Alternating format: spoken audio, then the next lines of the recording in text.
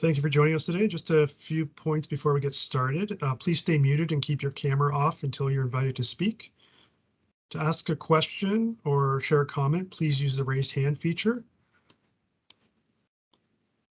If you're joining on your computer, you can use the Teams app by selecting the show reactions icon, which is a face with a hand next to it at the top of the screen.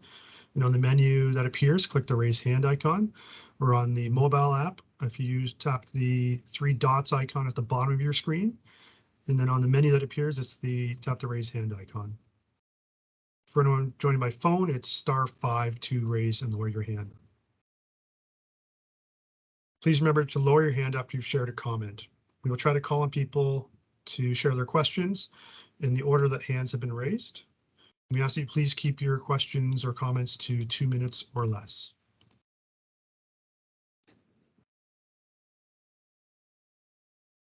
You can also ask a question in the chat window. We'll be monitoring the chat window, and a moderator may read the questions if time allows, or the questions will be shared with the finance team and councillors after the meeting. To turn on live captions during the meeting, click the three dots icon at the top of your screen for people on a computer, or at the bottom of your screen if you're joining by the Teams app on a smartphone. Then select turn on live captions if you'd like live captions during the meeting. Common questions and answers are posted on the city's budget engagement page at connectptbo.ca/2023 budget. And this meeting is being recorded. The recording of the presentation will be posted on the project page after the meeting. And just one final point, the budget survey is available in paper copy at City Hall or online on the community engagement page at connectptbo.ca/2023 budget. And with that, I'll invite Councillor Rial, the Chair of Finance, to welcome us. Thanks. Thank you for joining us today in the budget consultation meeting. This is the start of the budget process. Before the city starts putting together the recommended draft budget for next year, we meet with residents to talk about investments in service and infrastructure. Council and city staff consider the comments from residents, along with various financial pressures, opportunities, and legislative service levels before setting the guidelines for drafting next year's budget. These meetings are one way that residents can interact with council members and city staff. You can also call or email your ward councillors. And there's a survey that's available in paper copy at City Hall or online at connectpeterborough.ca/2023 budget. On the city budget engagement page at Connect Peterborough CA, you'll find information on the budget process and previous budget books. After this series of more informal public meetings, there will be a formal public meeting with City Council on June the 22nd to hear the community before Council considers setting the guidelines for the draft 2023 budget. The draft 2023 budget is expected to be posted for public view in early December. And then there'll be more opportunity for residents to share their ideas and comments before Council reviews the budget documents and considers approving the financial plan in late January 2023. Before we ask the city financial team to give a brief presentation, I'd like to thank Councillor Gary Baldwin, Council's Vice Chair of Finance, as well as recognizing each of the individual council members, Mayor, Council, who is in attendance. And I have my co-chair, Councillor Baldwin, if he would like to say a word. And we have two of the ward councillors with us, Councillor Leslie Purnell and Councillor Kim Zippel. So, Gary, if you would like to say a few words. Yeah, thanks, Mr. Chair. It's a pleasure to be joining everyone this evening. Looking forward to hearing from the residents of Otonabee Ward any ideas they have with respect to Council coming up with a budget guideline. And I'll turn it back over to you, Mr. Chair. Thank you very much. And we have the senior councillor for Otonabee Ward, and that's Leslie Purnell. And Leslie, would you like to say a few words? I prefer mature versus senior. I do see we have a couple of guests joining us this evening, so I wanted to welcome Jackie and Robert to the meeting, and I see Kevin has joined us recently, so that's great as well. Thank you. I know we started this budget roadshow when Councillor Dean Pappas was finance chair. So I'm glad to see that it's continuing on so that we can have this opportunity to hear from our constituents. From not just the Otonabee Ward, but around the city. And so it is nice to see a few people on. And I'm looking forward to hearing their comments and what they would like to see us do in 2023. And hear what staff have to say as well. Thank you very much. Thank you. And we have Councillor Kim Sippel. Thank you, Councillor Rial, and to you and the Vice Chair, Councillor Baldwin, for hosting this evening, and to our finance staff as well. And especially thanks to everyone from Otonabee Ward who's coming to join us this evening. It's budget time is exciting, and it's our plan for the entire year, and we can't have a robust plan without community engagement. So just thanks to everyone for joining us this evening. And yeah, let's get going on the budget, councillors. Okay. And with that, I'd like to invite Richard Freeman, the Commissioner of Corporate and Legislative Service, to kick us off with some information on the city's annual budget. So, Mr. Freeman.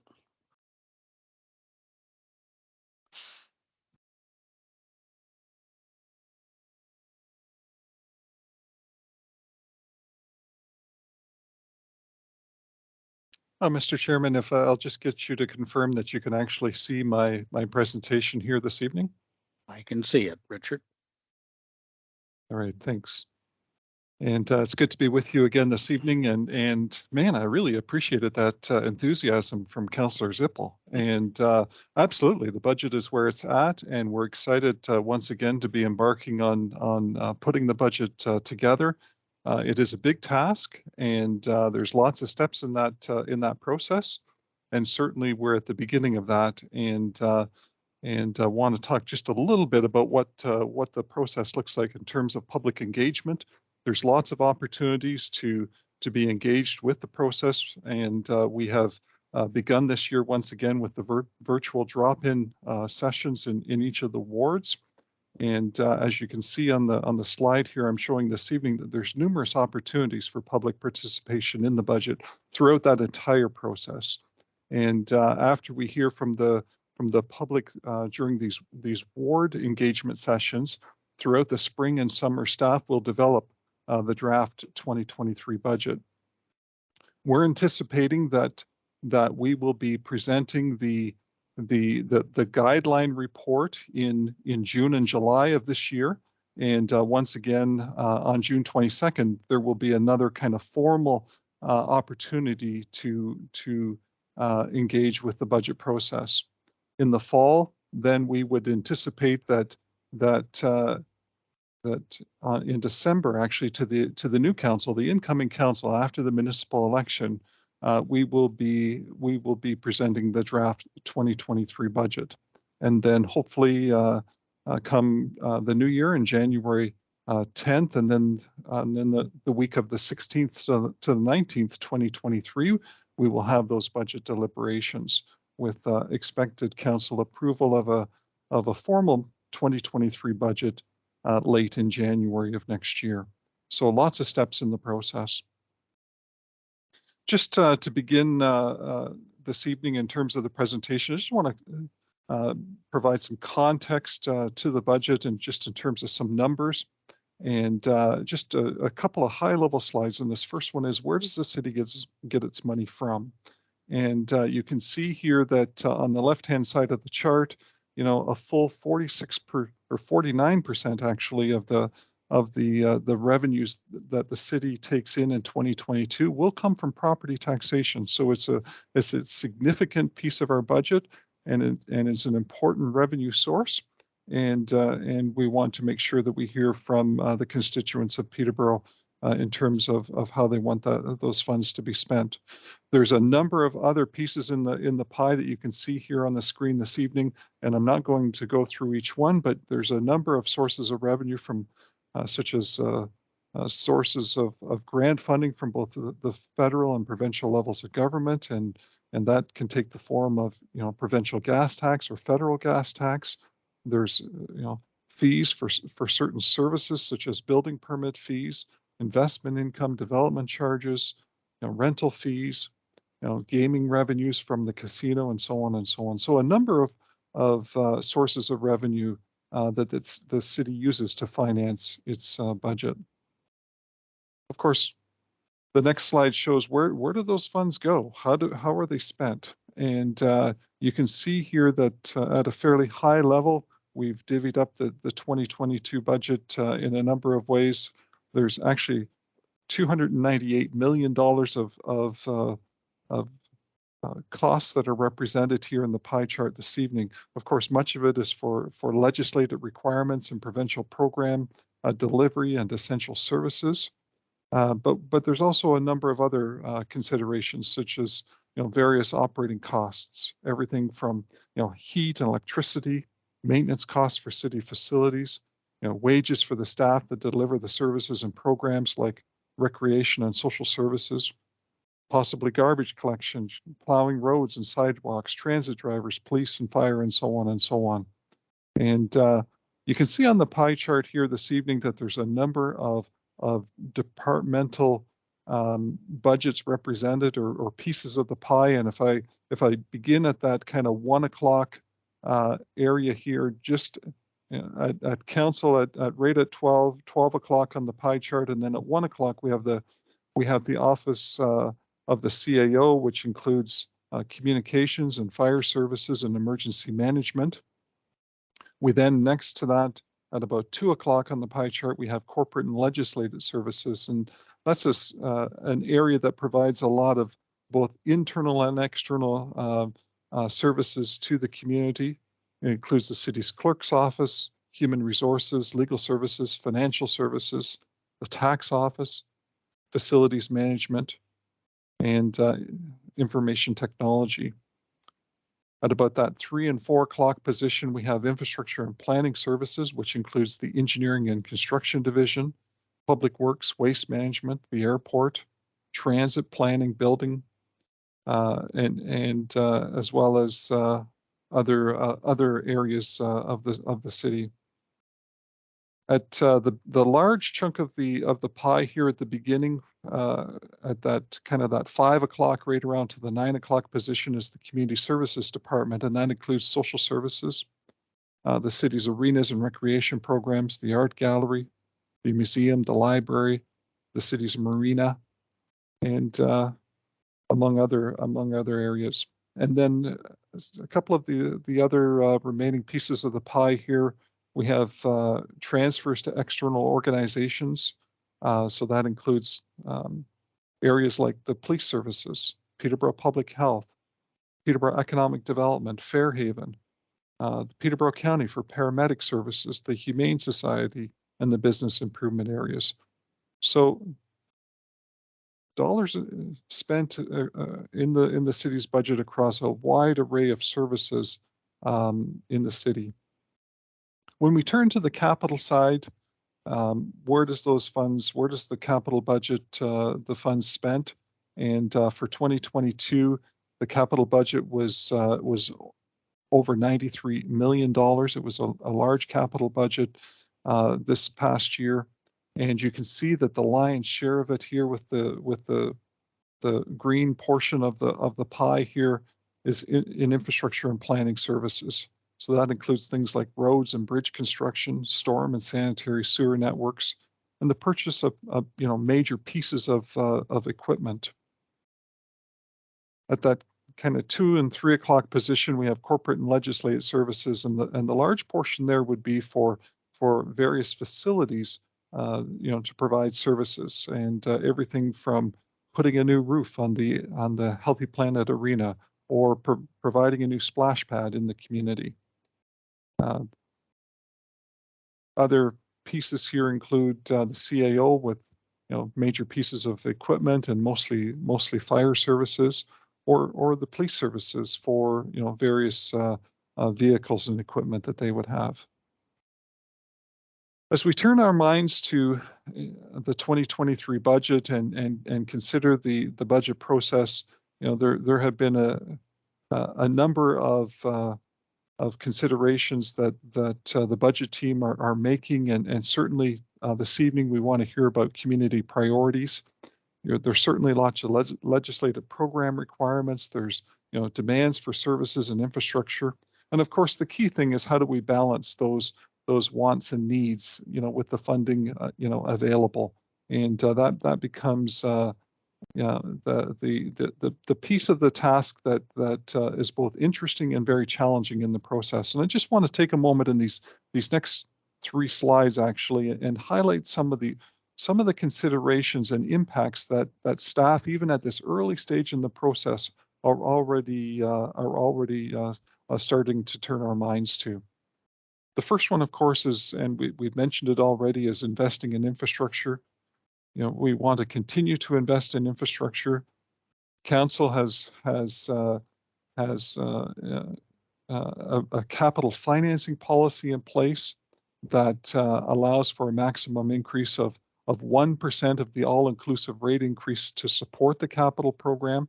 And certainly as we consider that capital financing policy, we would like to be in a position that we would at least bring forward a budget that would in 2023 that would recommend at least a 0.5% increase to continue to provide for the infrastructure needs in the community.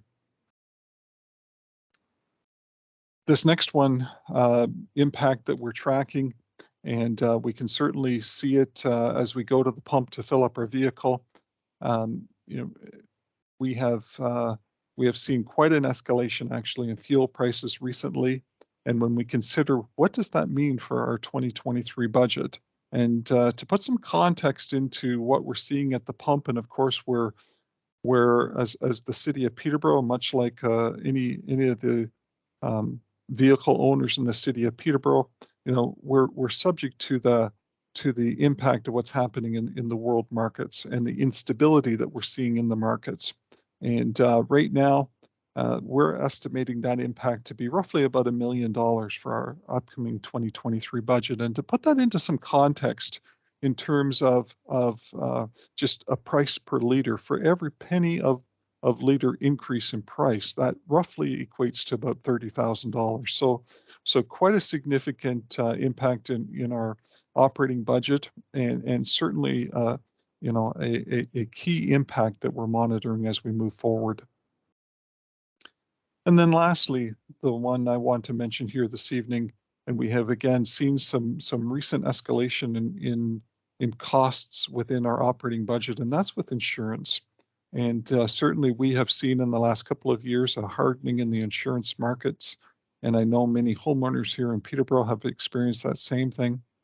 We estimate, and just admittedly, it's a preliminary estimate, quite a high level, but we would estimate that for 2023, we will probably experience an increase of about $465,000 in terms of our insurance premiums.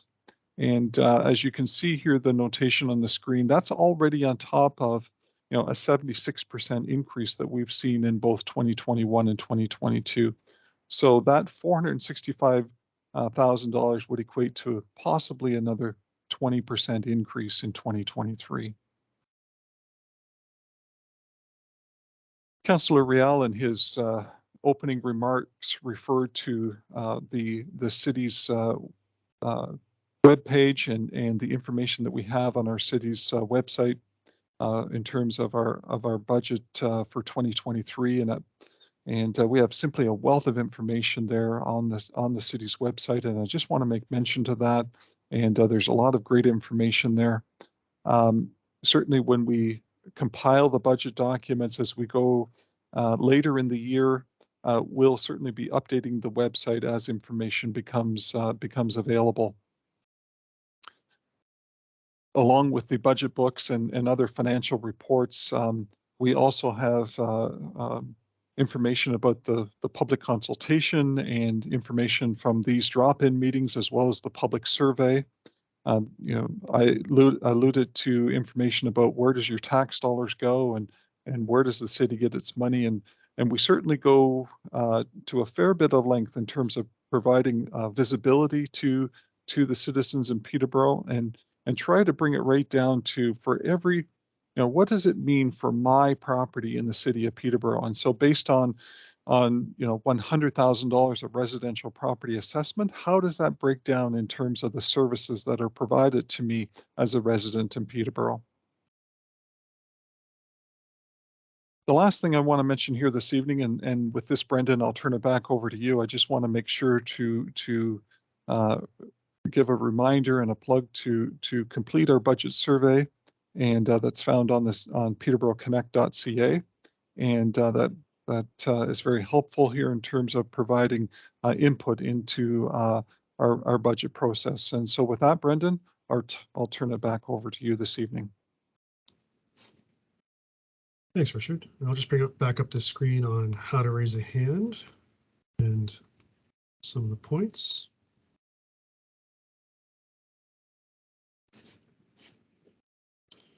And this is the part of the meeting where we open up the floor for any questions or comments from our guests tonight. And so if you'd like to use the raise hand feature, and we'll open up for comments and questions.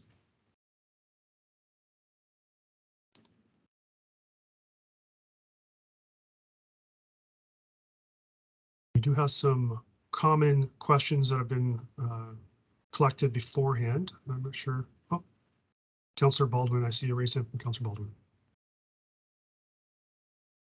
Yeah, thanks, Brendan, and through the chair to, I guess it would be to Richard Yvette.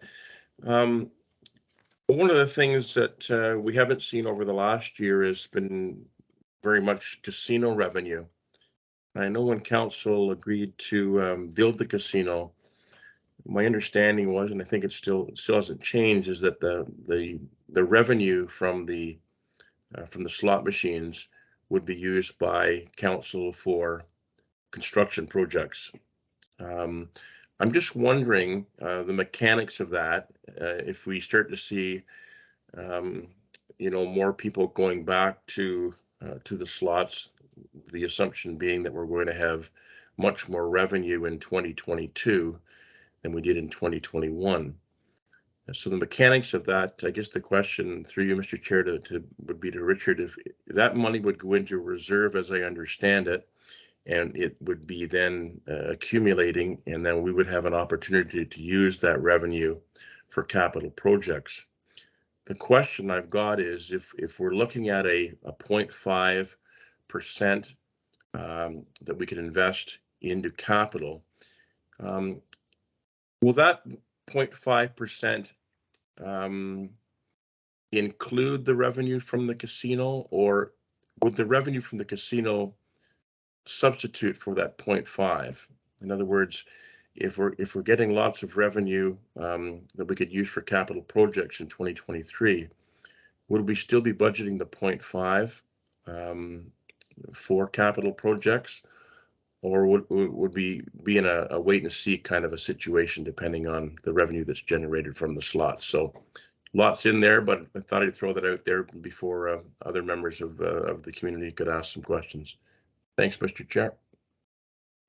Yeah, certainly, Mr.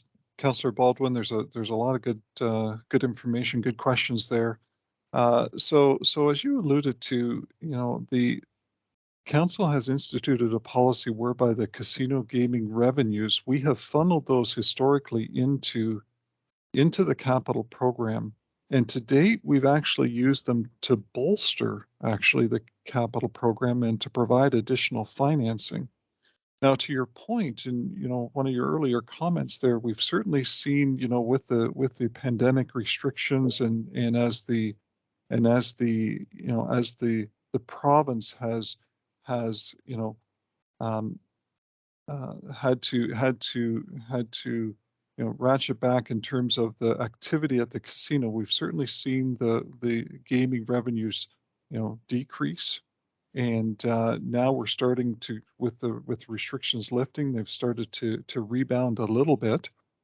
We had certainly made planned on or anticipated using the financing of these gaming revenues for a number of projects in the capital budget, and so at this moment, the reserve is actually overcommitted. So as we as we rebound in terms of the lifting of the restrictions and as the revenues rebound, we are going to use the first portions of the revenues to meet the obligations that we already have in our capital budget. And hopefully we'll be able, in a situation at the end of 2022, to meet those obligations. And then with 2023, it's a little bit of wait and see, but I'd like to be in a position where we could use it to bolster that 0.5 and to provide as much financing as we could to the capital budget. But admittedly, that's a little early to make that determination yet. So it's a little bit we'll have to see how it plays out. But definitely it's on our radar, and we'll be having those conversations as a budget team and then making recommendations to council on how to utilize those revenues. Thanks a lot, Mr. Freeman. Thanks, Mr. Chair. Thank you, Councillor Riel. My question is for Mr. Freeman. Why did the last couple of budgets not include 1% for capital financing like the previous councils approved? Yeah, Mr. Chairman, I think there's a number of reasons here. When I think back to the capital financing policy, it was first approved in 2012, and it has allowed the city to move forward with critical infrastructure significantly year by year. It's been a good policy, and as you well know, and as members of council know, during the budget process, council has the difficult task of balancing the many competing priorities, both in terms of the operating budget as well as the capital budget. And as important as infrastructure is, of course, it's only one priority. And really it's that balancing of the priorities with the community's ability, to afford tax increases. And so I think, Mr. Chairman, at the end of the day, that kind of sums it up in a nutshell, is trying to find that right balance for the community. And then a subsequent question of that, Mr. Freeman, how are the capital projects selected to be included in the budget when there are so many to do with limited funding? Yeah, Mr. Chairman, we have a lot of needs in terms of our infrastructure and our capital program in the community. And just in terms of if I could just take a moment and give you a little sneak peek actually behind the scenes, the budget team, we have a capital financing model that we use and that we provide internally here to our department commissioners and managers of the various divisional areas. And that capital funding model provides for the amount of funding available for the various types of revenues. So whether it's federal gas tax, provincial gas tax, development charges, or debt or capital levy, we try to determine and estimate at a high level, what are those amounts? How much monies do they have to work with, given all the various sources of capital financing? That helps set at a high level, in terms of what realistically can we manage in any given budget year. And of course, the managers and commissioners, they use that, they use their subject matter expertise. They use all sorts of information, everything from asset condition, health and safety considerations, legislative requirements, priorities that they have in terms of and use all of that information, to feed back into the budget process. We also, we develop a capital prioritization matrix, again, kind of speaking that, behind the scenes here in terms of what does the budget team do. We do have a prioritization matrix that tries to give consideration to various different aspects of that cost and impact for each project to the city, and the overall benefit of the project to the city. And then, of course, as you well know, the budget internally goes through a number of reviews, and that final review, once it gets past the budget team, and then it goes to the CAO, and then collectively there's one final review where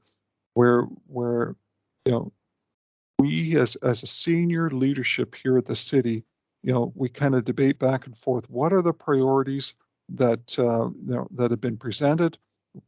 Given the council priorities as expressed by council and the community, what are the final recommendations in terms of the projects that get included in the budget? So that, Mr. Chairman, is really kind of, and I know that was a bit of a long answer, but I needed to give you just a bit of a peek behind the curtain in terms of the process here on how ultimately those projects get selected for recommendation to council through the draft budget. Thank you. Thank you. And we have a question from Kevin. Kevin, if you can unmute. Certainly. Thank you, councillors. Occasionally my Microsoft Team video will work. I assume you're able to hear me. Yes? We can hear you. Thanks. Great. Thank you. So I have a couple of preliminary comments. One, just a suggestion as part of this budget roadshow, it would be very helpful if the 10-year capital forecast could be made of at least a summary. Consider $93 million in capital. It'd be very nice to know what is contemplated from 2023 to 2032, for example. I'm assuming that's available, Commissioner Freeman. That'd be a very helpful resource, as opposed to having to go find it through the municipal website. That's my first comment. My second comment relates to the emphasis on capital and infrastructure planning, which I have no objections to improving said assets within the city. However, I remain, and I've stated in a previous budget forum, that the development engineering and planning departments of the city of Peterborough are woefully understaffed.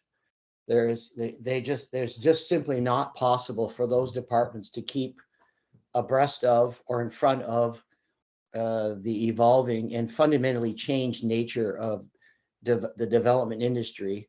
And that's just not limited to housing, but for example, all forms of housing, the evolving forms of commercial land use and other related land uses. There is simply not enough staff resources available at City Hall in engineering and planning to meet the realities of an evolving marketplace. I do speak from professional experience, and I can advise council this is a concern that is shared by many members of the development community. So the architects, the developers, the engineers, planners, and others. It's not meant as a criticism of the staff that are available at City Hall. They do work long hours, and it's a very demanding job, and I acknowledge that. But there simply is not enough staff available to, for example, implement your transportation master plan, to implement your new official plan, to address the forthcoming need to update your zoning bylaw, to address, I believe Councillor Riel is chairing or is quite involved with the housing initiative to introduce 1,100 affordable housing units within our community. I cite those as some examples of projects that are on the horizon approved by council, and they would rely upon the limited staff resources that are already stretched and at their capacity limits within the hall. Those would be my two comments. Thank you very much, Brendan, and thank you, Councillors Riel, Baldwin, Parnell, and Zippel. Thanks for sharing those comments, Kevin. Mr. Degay and Kevin, good to see you this evening. And if I could just take a moment and respond to a couple of your comments this evening. Certainly we can provide the 10-year capital forecast, and that document is available on the city's website, but happy to provide that link to you so you can access it quickly. And I think it does give that information that you were looking for. And to your second comment, Kevin, and certainly don't disagree in terms of right-sizing the resources within our development planning group and engineering. And there was certainly a recognition of that by council with the 2022 budget. And council did approve actually a supervisor of planning services. There was of of the 2.33 new positions in the budget, 2 of them were in planning and in the 2022 budget. So they did include the supervisor of planning services as well as an assistant planner for 2022. And I'm not quick enough probably to find the 2021 budget, but I do believe that there was an engineering position actually approved last year as well.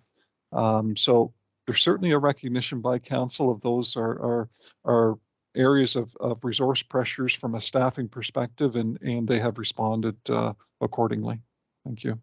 And if I might supplemental and just for comparison purposes, if we were to examine, for example, building and planning staff rosters at the township levels, every township now in the county of Peterborough, with the exception, I believe, of Ashwell Norwood, has at least one full-time planner. 5 years ago, half of them had none. The municipality of Trent Lakes has just announced that they are hiring they're looking for additional staff. Durrell-Dummer Township has just hired a full-time planner. The Cavan Monaghan has 3 full-time planners as well as related staff. So I'm just drawing it to the attention of councillors. Our community is in a position where growth and development has to occur, and it's going to be occurring at a very brisk pace. And I remain concerned that, notwithstanding the good intentions and efforts of City Hall staff, that's becoming an increasingly difficult pinch point. Thank you. Thank you, Kevin. Robert is looking to share a question or comment. Thank you. Yeah, so my comment is I tried the on-demand feature and have had a positive experience with that, going between 2 work sites that I work at. I would like to see the hours and the hours and the program go citywide if possible. And I would also I think that a payphone at the transit terminal would be helpful for people that don't have cell phones, or like postals, clearly showing the phone number to use the service. I have used the app, but I recognize that not everyone has a cell phone on them. So yeah, that's my that's my comment. Thank you. Thank you, Robert. Next question is from Jackie, if Jackie can unmute. Oh, hi. I hope I'm using this correctly. I just want to make a comment and a thank you to Councillor Zippel. And I know I've talked to Councillor Rial before and anybody who voted for it. I'm on ODSP. I live in a 2-bedroom apartment. To be able to pay my rent, I've had to have roommates. And my last roommate left me with a bed bug infestation. So that took months. And when I reached out to Councillor Zippel, she contacted staff to keep me housed to deal with that because I couldn't pay my rent and I didn't want to have a roommate. So I worked with a homelessness outreach worker, and she wanted me to stay here, not have to have the stress of having a roommate. So thankfully, she worked out that I have a rent subsidy, so I don't have to have a roommate, which I'm really grateful for. And so thank you for anybody who votes for and putting in rent subsidies. And I'm now can commit to being involved in the community, and I'm part of the community fruit group, and I and one of the leads taking care of the fruit trees that are planted in the Tallwood garden. So I just want to say that. Thanks and comment. Thanks so much for sharing. We have a question in the chat from Councillor Baldwin, and I'll just read that out. Could we comment on the city's borrowing percentage threshold and what that threshold is?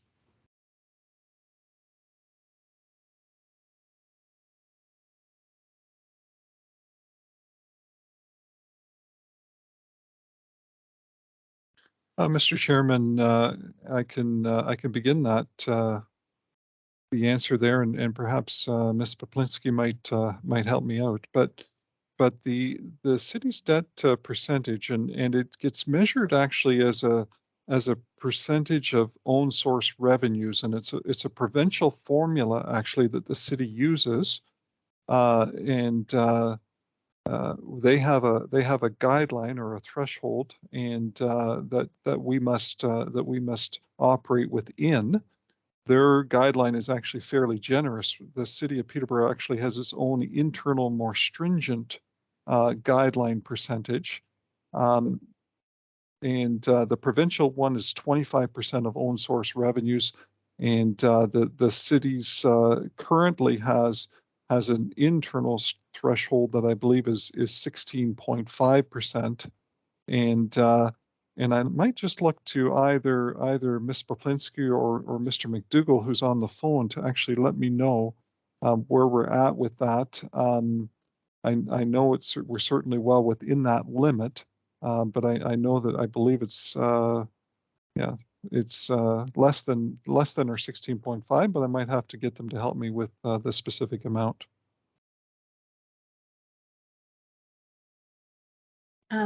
Sure. I'm just going to have to take a moment to pull that up.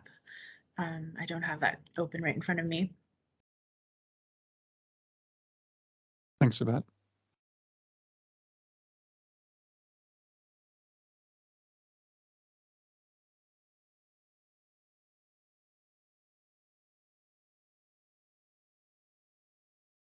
We can certainly jump back in, Brendan, Yeah. with the answer there when we source that out.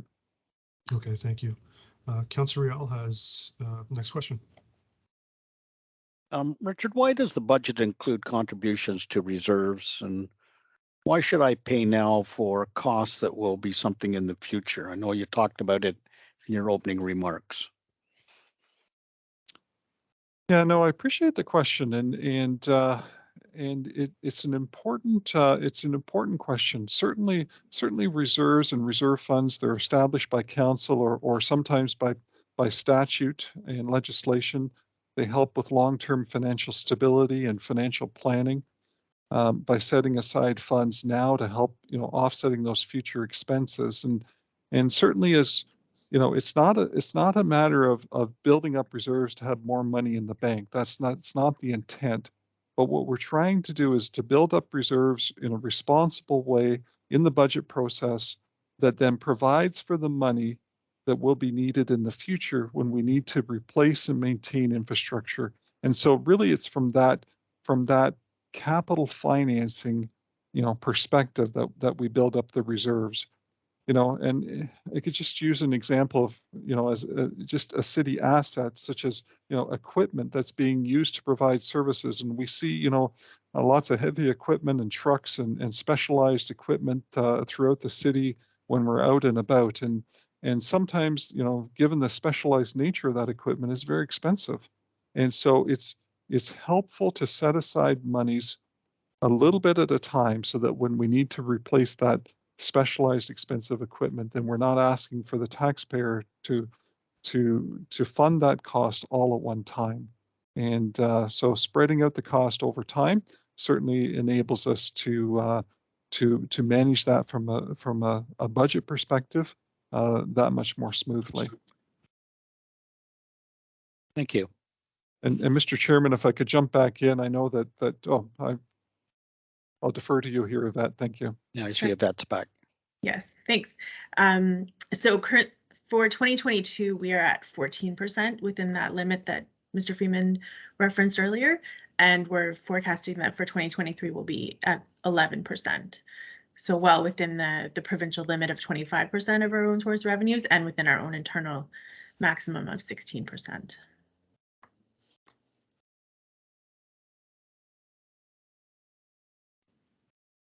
Thank you. We have a question from Councillor Zippel. And thank you, Brendan.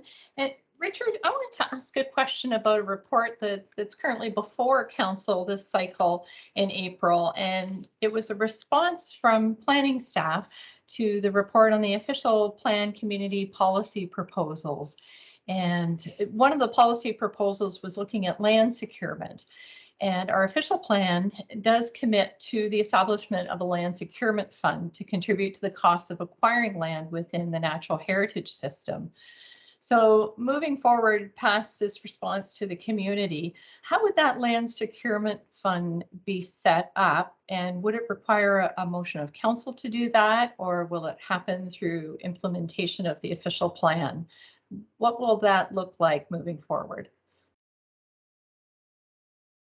Yeah, it's a good question. I'm not sure if I know the definitive answer, to be quite honest with you. I know that you know, certainly the city of Peterborough has set aside monies through the budget process, and we do that regularly. Actually, with each, we try to contribute to a general property reserve with each you know, annual budget. And so by setting aside monies in the general property reserve, we are able to tap into those monies when we need to, you know, for strategic purposes of land throughout the city. So I'm not sure if the intent of planning staff is to supplement that process or to establish a new one. That's the piece of the answer I'm just not sure about this evening. Thank you. Oh, I appreciate that answer. And the official plan does refer to the establishment of a land securement fund, so possibly it would be a reserve within a reserve, but happy to follow up on that. Thank you, Richard. Thank you, Mr. Chair. Thank you. And we have a question from Councillor Baldwin, Mr. Chair.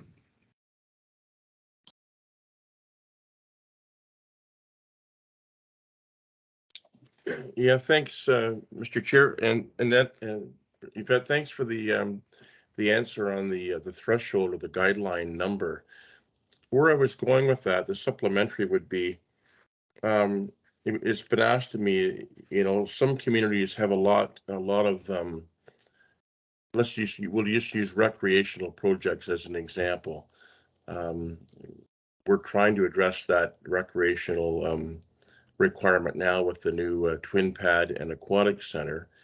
And it was asked, and I didn't have the answer to the question, but one person had suggested to me that the reason why some communities have so many more amenities than Peterborough is that the municipalities have made a decision to borrow closer to that 25% threshold than we have, and therefore they're able to leverage a lot more money to provide you know, let's say a much larger, more comprehensive sport and recreational complex in all one stage, as opposed to how we're doing this one, which is a staged part one and a part two, or stage one and stage two. The kicker to that, though, is that I don't believe that municipalities are able to carry a deficit from year to year. We have to balance our books every year. And the question would be then, if we were to leverage more of that threshold or borrow more, what's the impact on the local budget if we were to do that? Again, sorry, it's a multifaceted question. I don't know who'd like to try and answer it, but perhaps we could start with Mr. Freeman, Mr. Chair. Thanks. No, certainly, Mr. Chairman, it's an important question, and throughout the capital budget process, and when staff were bringing forward recommendations with respect to the capital financing policy, and I think back to those early days, you know, when we first brought it forward back in 2012, and even at that time, you know, the interest rates in the marketplace were such that there were opportunities there to move forward with critical infrastructure works and at reasonable rates. And of course, we all know that, in recent years, interest rates have been at historic lows. And so to your point, certainly some communities have opted into to really take advantage of that. And this, as much as the city of Peterborough has intentionally moved to take on debt and do that in a measured, responsible way, and get at some of that infrastructure. To your point, some communities have opted to go even further with that and move their debt capacity or their debt thresholds right up to the maximum amount as allowed by the province. We have taken, to date, a more conservative approach to that. At the end of the day, and part of it is for each community, they have to assess where they're at in terms of what growth that they're seeing in the assessment base. At the end of the day, the servicing of the debentures, the servicing of the debt through the principal and interest payments, they still have to be made. The debt gets incurred, and the terms get locked in, and so that debt then needs to be serviced on a go forward basis. And so again, it gets back to, what is right for each community? What are those infrastructure needs? What other amenities do they have or not have in their community? And how are they able to, through their assessment base, how are they able to service that ongoing debt? So lots of considerations there. And certainly, with the policy that has been in place at the city of Peterborough, we've certainly been able to move forward with a lot of key infrastructure, and most recently with, to the example that you used with the new arena that will get shovels in the ground later this year. Thanks, Richard. I think that's just an important point to make, that, you can have all the amenities that you want, but the bottom line is you have to be able to finance them. And we're not able to carry deficit from year to year like the provincial and federal governments. We have to balance our books every year. And if we went on a building craze, we might be able to get some of those projects started and completed, but it's going to inevitably increase the amount of money that the taxpayers are going to have to bear. So just wanted to keep that in mind, and thank you for answering the question. Thanks, Mr. Chair.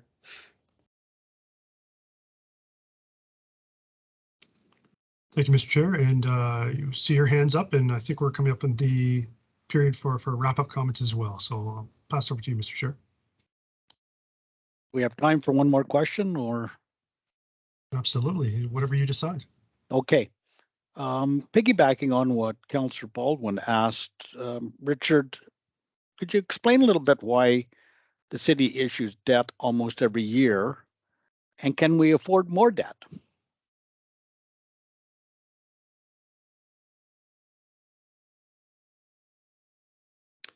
Mr. Chairman, certainly as a part of our capital financing plan, debt becomes a useful tool, and it is part of our capital program. It's very much like using a mortgage to buy a house, or having a car loan to buy a car. Some people can go out and buy the house and pay it with cash, or buy the car and write the check without incurring any debt, but others cannot. And so we borrow money, at the city here, and it's the same principle to fund major capital programs and use debt to pay for that asset over time. And so not only are we able to move forward with infrastructure today, and we all know what's happening with inflationary costs, and we see that certainly in the marketplace, and what's happening with the capital inflationary cost of infrastructure. It's rising at a rapid rate, and probably even exceeding the rate of interest that or the cost of borrowing monies. So it is a valid point to be moving forward with infrastructure sooner rather than later, because the reality is you can't outsave sometimes what's happening in terms of cost escalations. And certainly, the city goes to great lengths in terms of monitoring its debt, we have other external parties that weigh in on that. So annually we have our credit rating is evaluated by Standard and Poor's. We have our own external auditors. We have the province helping us monitor it. So there is lots of individuals looking at it to make sure that we incur debt wisely. And certainly, our Standard and Poor's would say that in terms of the overall debt that the city has, it's actually quite low, and is very manageable. So we have tried to use it responsibly, but yet move forward with a robust capital program to get at that important infrastructure work. Thank you, Richard. Appreciate that. I don't see any more hands up or comments. So with that, I would like to thank everybody for joining us today. Oh, sorry, Leslie, I see your hand up. Go ahead. Thank you, Councillor Rial. I did ask a question about what our baseline is, because we as a current council have made significant decisions, and yes, the new community center is part of it, but we've also are hiring 8 more firefighters and staff, and plus additional staff to go with them. There are many transportation incentives that we just passed with the transportation master plan, 1.5 million a year more for bike lanes as an example. Plus, we have signed numerous years of union negotiations, deals. So what actually have we already committed to for the 2023 budget before we even get into hopefully more capital works on our roads, etc.?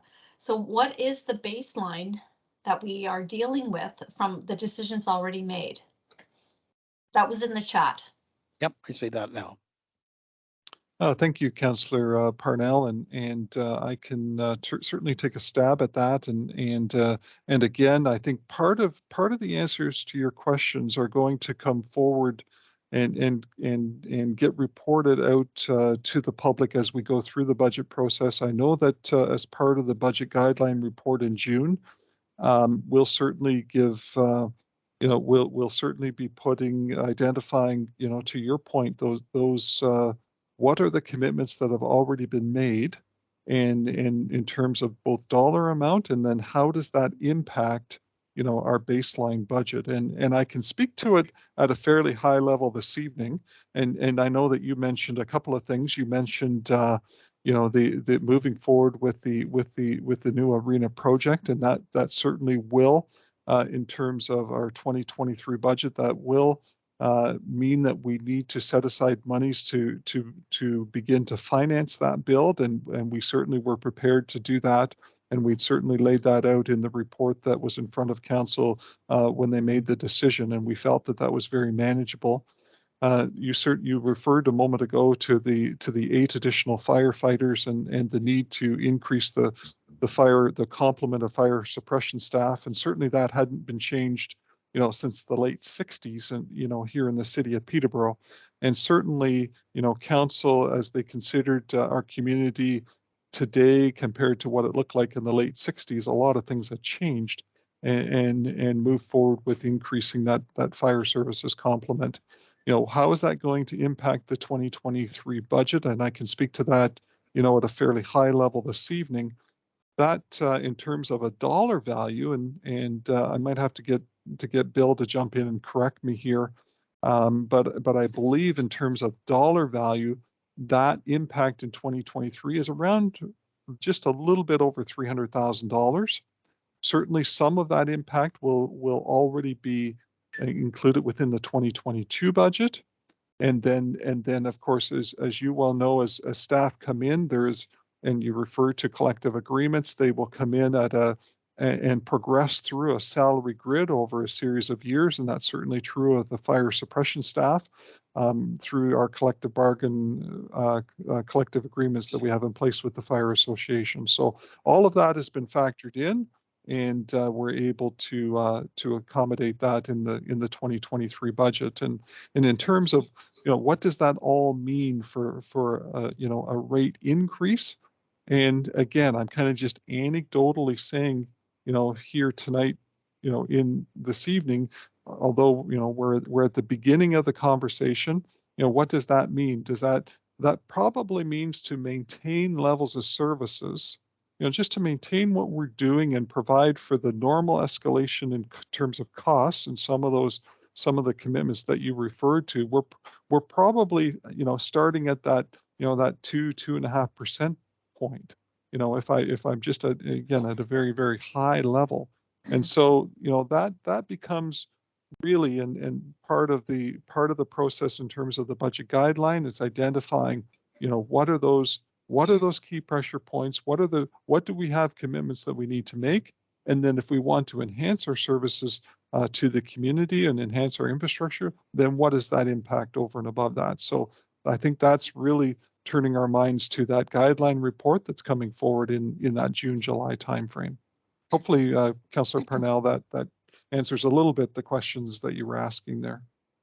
It does, Richard, and I thank you very much for that. So what, if I understand, everything that was in my little chat there about, the firefighters and what we plan to do in transportation, our union negotiations that are firm to date, our basic status quo plans are a 2.5% increase for 2023 without adding any additional costs.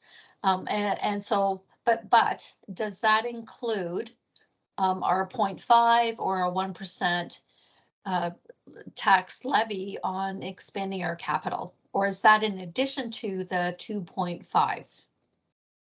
Yeah, Mr. Chairman, I'm not sure that I can totally answer that question this evening. And I know that certainly we want to get there through the budget process. And I think Councillor Parnell, that's part of that, the task in front of the budget team and really to really get at the answer to your question this evening, we need to go away. We need to kind of really, identify what are those amounts, what are those financial impacts, what does 0.5% mean, how does that relate to the other impacts that you've mentioned there? So I really think until we start to begin to put that guideline report together, I'm not sure I'm going to be able to answer that. And hopefully by the time we get to that June meeting of council and the June public, that June public meeting, we'll have those answers and we'll be able to give more fulsome answers to your questions.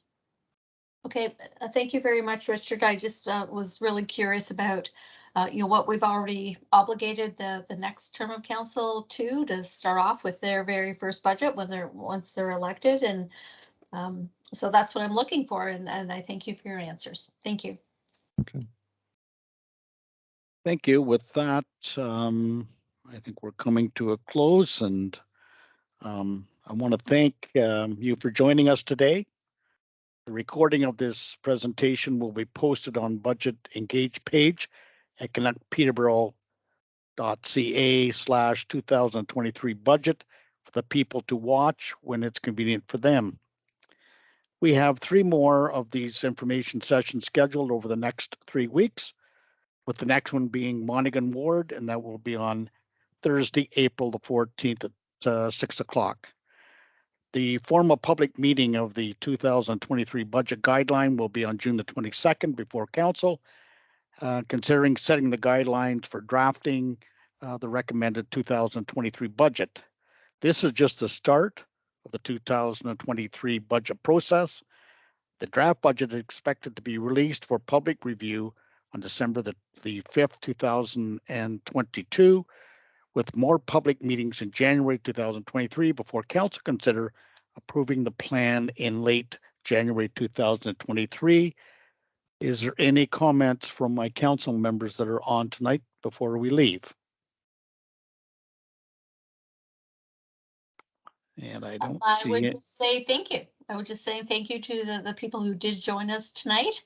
I know we don't have a lot, but it's really incredible that the people who did join us did. And I encourage you to write to all of us. You're paying attention, and that is very much appreciated. Thank you. Thank you, Councillor Purnell. And I see an applause from Matt Crowley. So Gary, you have No, your hand up. just another good evening, Mr. Chair. Happy to be part of the process and very much looking forward to the other 3 ward meetings. Thank you very much to staff, and thanks to the 2 councillors, Councillor Purnell and Councillor Zippel, for joining us this evening. Thanks, Councillor. Thank you. If you haven't already done so, please fill out the budget survey at connectpeterborough.ca/2023 budget. And with that, thank you and have a good night. Thanks for joining us. Good night, everyone. Good night, everyone.